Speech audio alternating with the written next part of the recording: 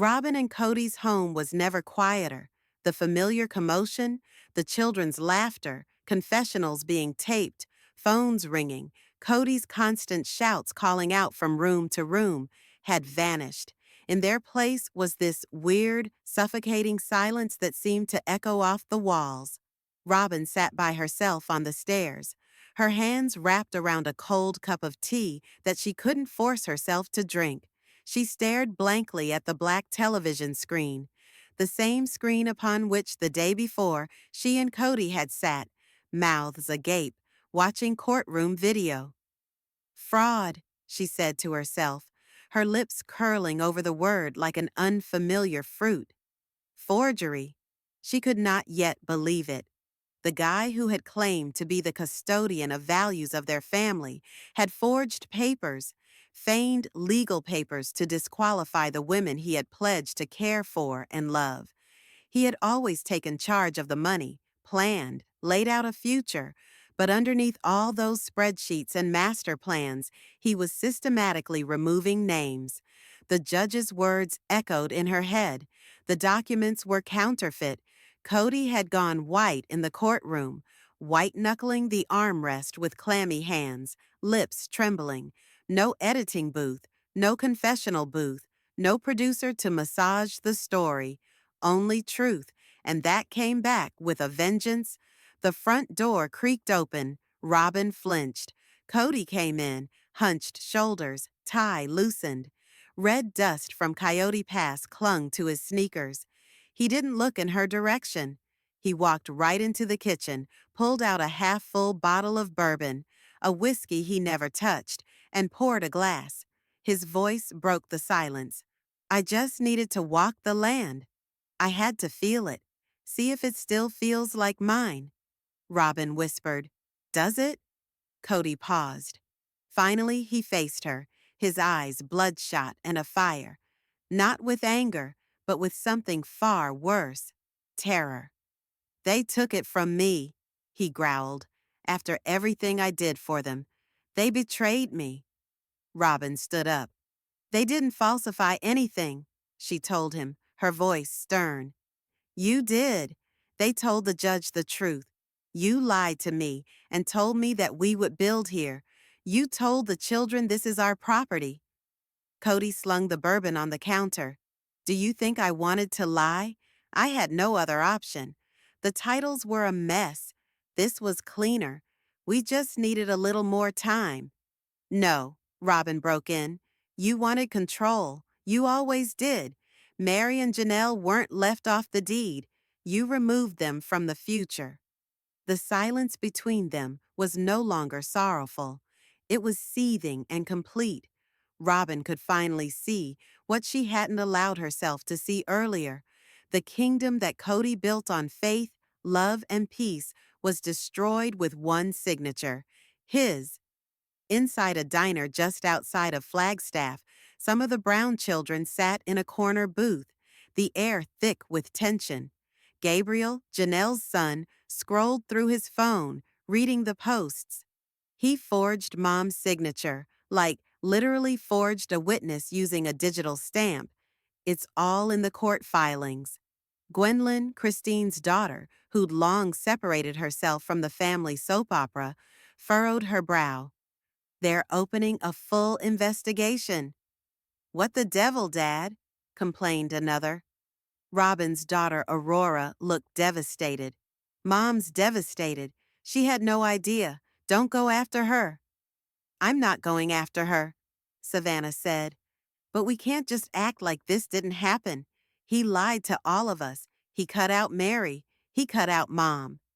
There was a long, agonizing wait. The betrayal was not new, but this time it was permanent. No TLC reunion special, no mending heart to heart on a couch. This wasn't reality TV. This was reality. 2 weeks later, Meri stood by herself on her newly designated area of Coyote Pass. The sun was warm, but the wind pierced through her flannel shirt. Beginnings of her new cabin were designated with construction pegs. With clipboard and hiking boots on her feet, she walked the land, not out of bitterness, but intent. She wasn't seeing a piece of land. She saw peace, closure, and freedom.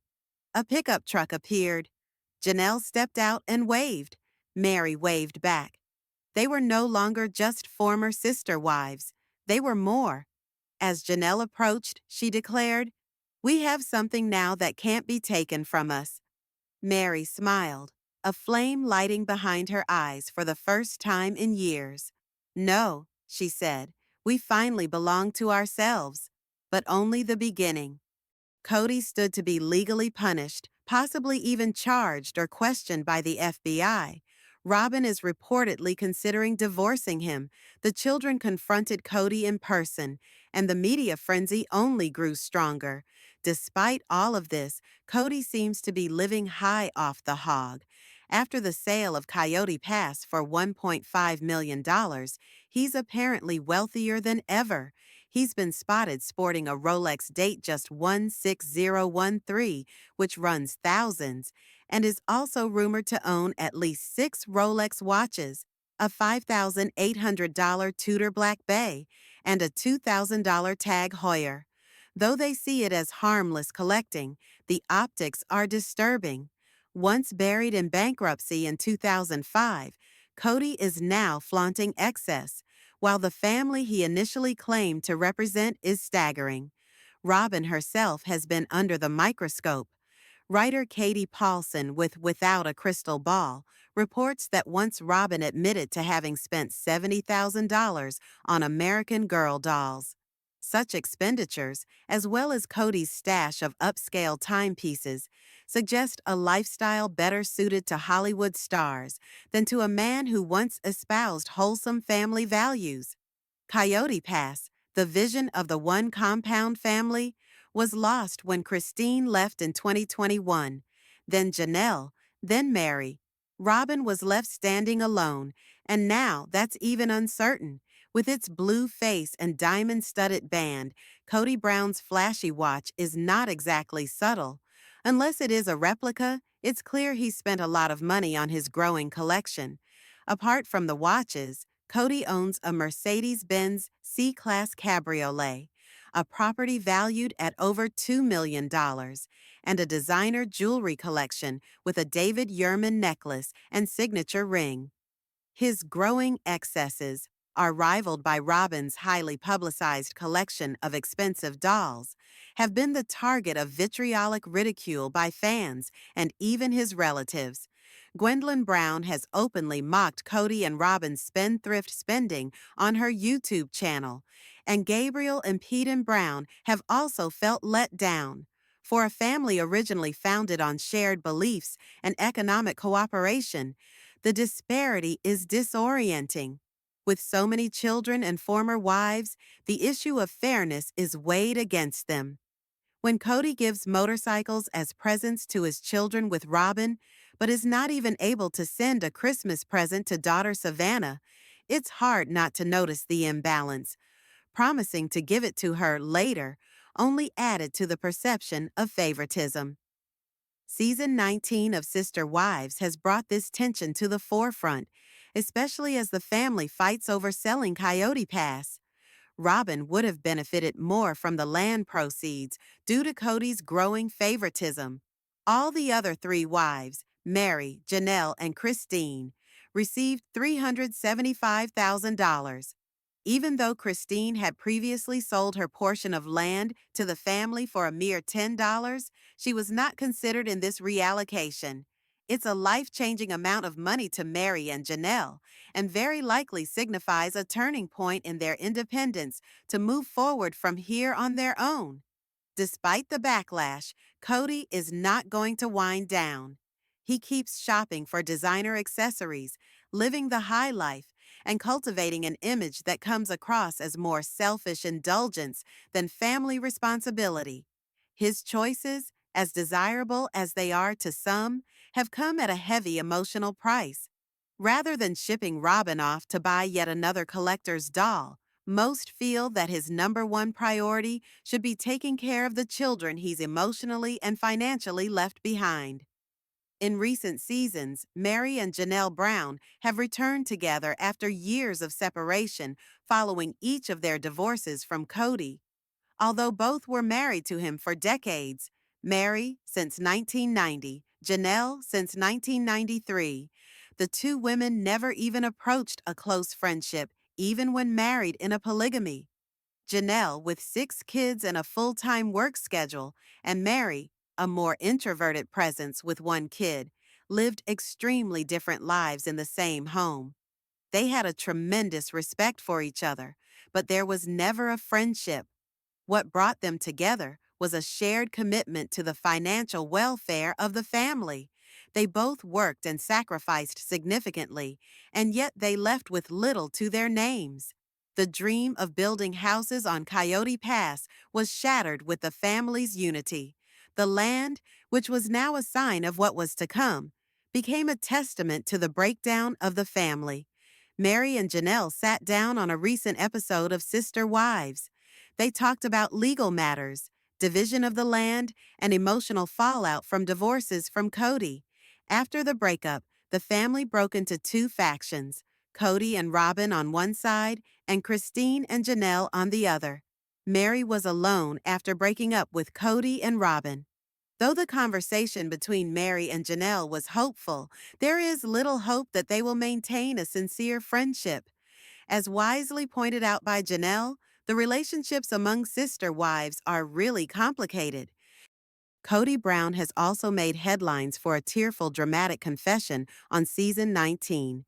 For years, he went on record publicly declaring that he never loved his first 3 wives, Meri, Janelle, and Christine, and constantly relied on harsh comparisons of them and Robyn. He frequently referred to Robyn as his soulmate, which made it that much more painful for his former wives even after leaving. Christine was the first to leave, revealing Kody told her in the initial years of their marriage that he wasn't attracted to her. He later admitted he never loved Meri and implied his loyalty to Janelle was because he felt guilty, not because he was in love. But in a moment of introspection, Kody at last acknowledged that much of what he spoke before was said in rage and emotional suffering. While his apology comes too late for reconciliation, it's a glimpse into his own suffering and the collapse of the family he once ruled. Kody and Robyn, their present monogamous arrangement notwithstanding, are left to wonder at the devastation of a dream that had promised so much. When Robyn recently asked him if he was missing polygamy, Kody responded in a guarded but telling statement, "I don't want to be flippant with my answer, because we were devoted to this. That devotion is no longer there, and what is left behind is a shattered legacy that continues to unravel." "I'm not into plural marriage anymore," confessed Sister Wives star Kody Brown on season 19. Speaking directly to the cameras, he continued, "I don't want to pursue another woman.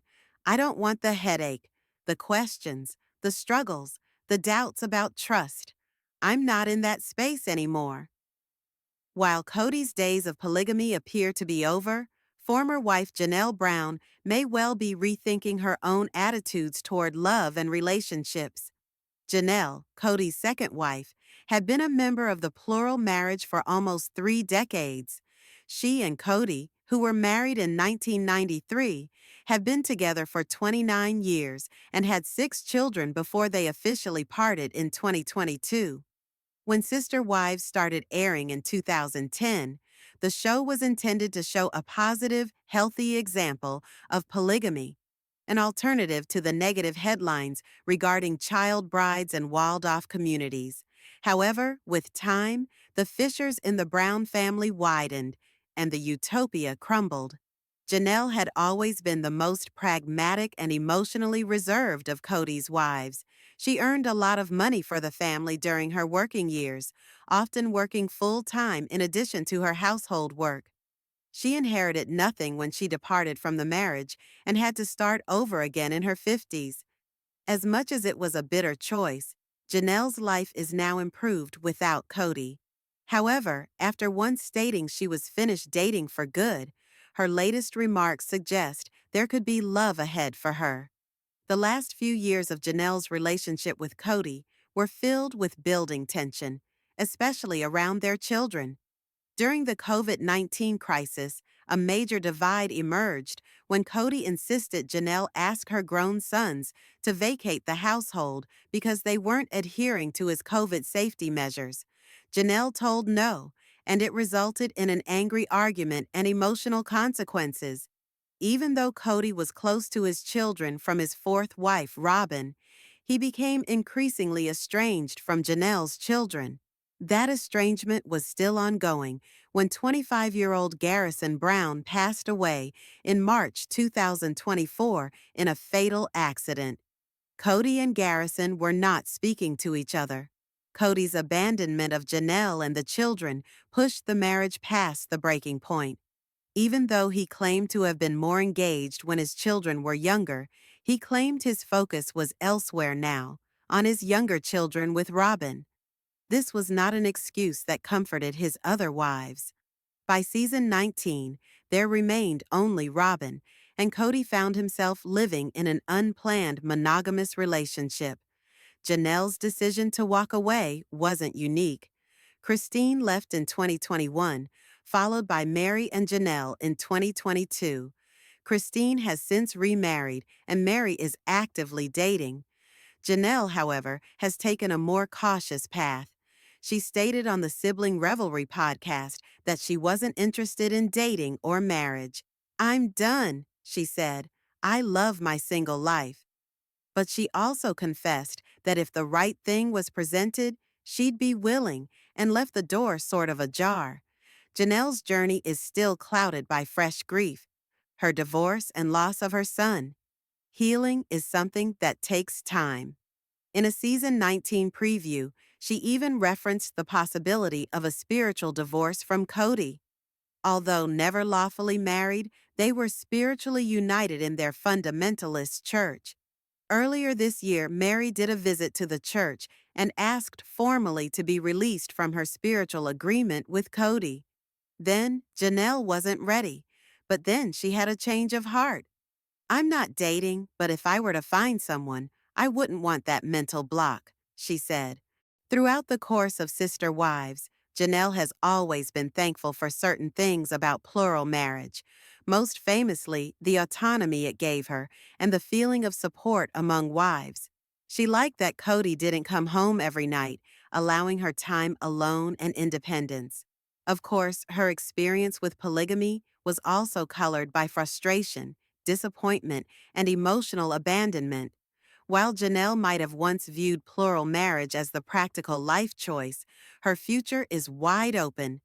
If she were to encounter an extremely compatible mate, a low-maintenance, caring woman, she would likely be drawn to a more traditional relationship. Whatever the future holds, this is it. Janelle Brown has proven she has the right to dictate her own definition of love and happiness.